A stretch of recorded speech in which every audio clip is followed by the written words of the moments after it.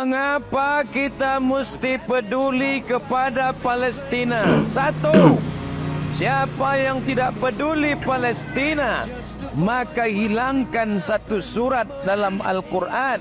Surat di juz yang ke-15, yaitu surat Bani Israel atau Al-Isra. Halo, assalamualaikum warahmatullahi wabarakatuh. Lillahi ta'ala ya karim, ilahi anta maksudi, waridaka ma'lubi. Bismillahirrahmanirrahim. Allahu akbar kabira, walhamdulillahi kasira, wa subhanallahi bukrata wa asila. La ilaha illallah, Allahu akbar walillahil ham. Sadaqallahul azim. Bismillah. Oke teman-teman, ini tadi cuplikan dari video Ustadz Abdul Somad yang menyerukan peduli Palestina, namun ada yang masih mengganjal sehingga membuat kita harus berkomentar dalam video tersebut. Apa hal yang mengganjal itu? Kita lihat dulu sejarah Nabi Muhammad, sejarah para rasul. Rata-rata sejarah para rasul itu nggak ada yang memaksa, nggak pernah ada yang memaksa, satu. Yang kedua, nggak ada mereka menyerukan untuk menghapus ayat-ayat Allah, perkataan Allah yang tertera di dalam tertulis di dalam kitab Quran. Itu nggak pernah tuh para rasul itu. Yang ketiga apa? Rasul itu selalu mencontohkan terlebih dahulu. Ingat ya, itu Rasul selalu mencontohkan terlebih dahulu. Rasul itu nggak pernah dia berucap kalau nggak dicontohkan. Rasul selalu mencontohkan. Maka Al-Ahzab 21, laqad kana lakum fi rasulillahi uswatun hasanah liman kana yarjullaha wal yaumil akhirah wa dzakarallaha katsira. Jadi para rasul itu selalu menjadi contoh bagi umat. Bukan muncung dulu bercakap, bukan congor dulu berbuat. Rasul selalu mencontohkan pada umat. Jadi dari cuplikan tersebut, yang pertama, Somad mengatakan, mengapa harus peduli sama Palestina? Pertanyaannya, mengapa harus peduli Palestina? Harusnya menjawab itu karena begini, karena bla bla bla bla, harusnya begitu. Tapi tidak. Ustadz ini mengatakan tidak begitu. Somad tidak mengatakan seperti itu.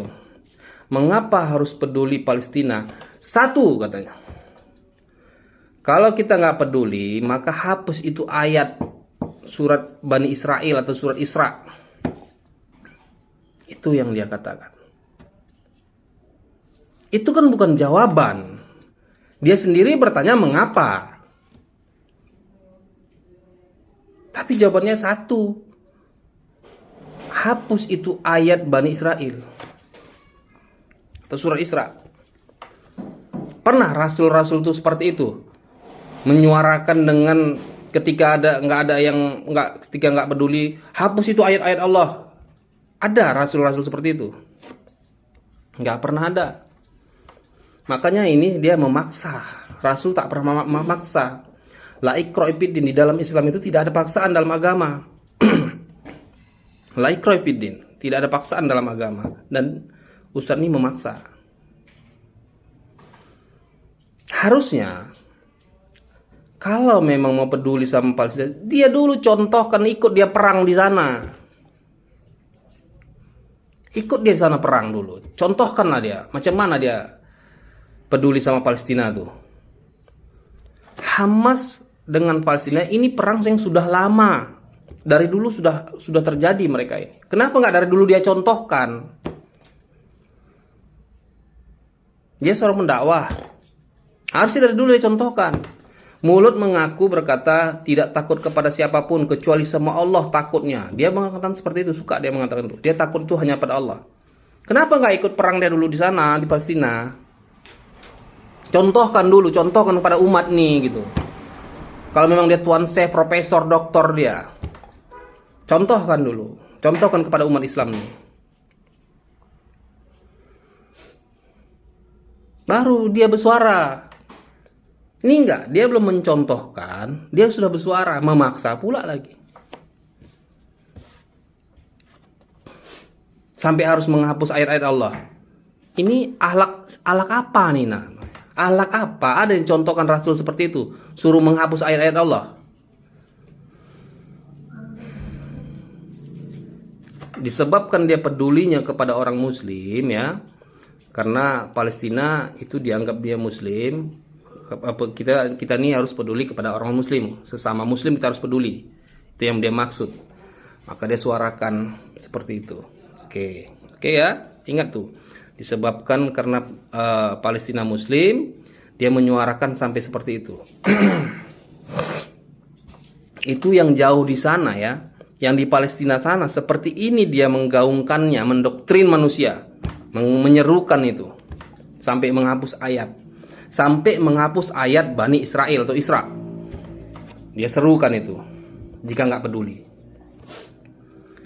Waktu Pak Jokowi ya di demo, banyak tuh mau dilengserkan, dicaci, dimaki, dihina, difitnah.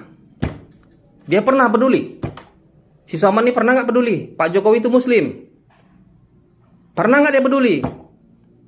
Bahkan dia ikut dalam aksi melengserkan Pak Jokowi, mendemo Pak Jokowi. Mana suaranya tadi, mana ucapannya tadi yang katanya mau menghapus ayat-ayat Allah, peduli kepada sesama muslim. Apa buktinya? Ucapannya. Kenapa waktu Pak Jokowi dicaci, dimaki, difitnah, di demo, dilengserkan, dia malah ikut. Dia malah ikut. Mana kepedulian dia sama orang muslim? Pak Jokowi itu muslim. Pemerintahan tuh banyak yang muslim. Cakap tuh sembarangan. Itu loh ciri-ciri orang munafik tuh ada 3 perkara. Al-munafikun salasun. Ciri-ciri orang munafik itu ada 3 perkara. Apabila dia berkata, dia berbohong. Apabila dia berjanji, dia ingkar. Apabila dia beri amanah, dia khianat. Dia tidak amanah. Itu jelas loh. Jadi, maka benar kata Allah di dalam surat Saf ayat 1 sampai 2. Jangan kau pandai mengatakannya saja, tapi tak pandai kau memperbuatnya. Sungguh besar kutu Allah kepadamu, karenanya kau pandai mengatakan, tapi tak pandai berbuat. Surat Saf ayat 1 sampai 2. Silakan baca. Silakan baca. Masa orang Palestina yang jauh di sana dia peduli, tapi yang di pemerintahan, termasuk Pak Jokowi yang dicaci, dimaki, difitnah, dihina, dia nggak peduli, dia nggak berani menyuarakan ini. Nggak berani dia mengatakan hapus itu ayat, nggak berani. Sembarangan. Rasulullah nggak pernah menyuruh menghapus ayat-ayat Allah itu, perkataan Allah itu nggak ada. Cari sejarahnya. Kalau ada rasul-rasul itu menyuruh menghapus ayat, perkataan Allah, kok hebat kali dia menghapus ayat-ayat Allah itu.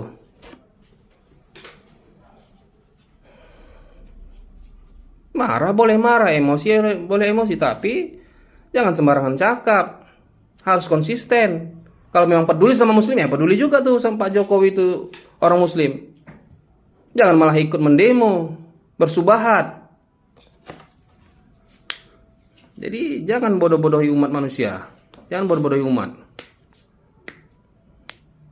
Mulut mengaku tidak takut sama apapun selain sama Allah. Ya cobalah tes sana perang. Contohkan dulu, ikut peduli sama perang sama Palestina, perang sama Israel sana. Contohkan dulu. Baru suarakan aja. Ya, jangan pandai mengatakan aja.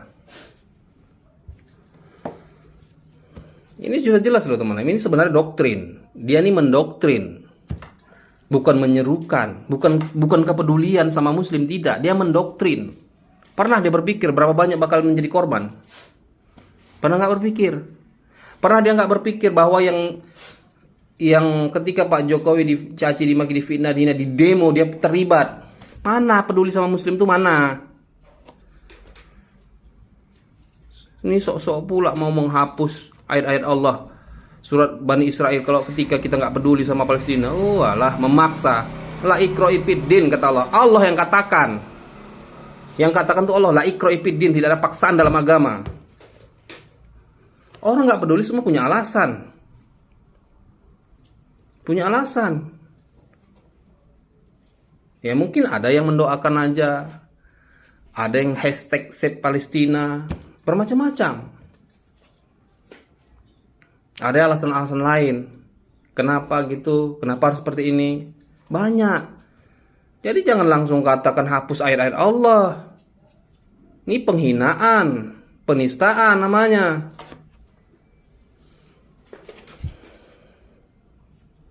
Oke teman-teman, nah itu tadi sedikit kita berkomentar tentang Ustadz Abdul Somad ya. Supaya kita nggak terjebak dengan pemaksaan-pemaksaan yang akibatnya itu yang sebenarnya itu doktrin, potensinya malah memecah belah, menghancurkan Islam ya. Itu berpotensi malah merusak, bukan malah makin bagus gitu loh. Oke teman-teman,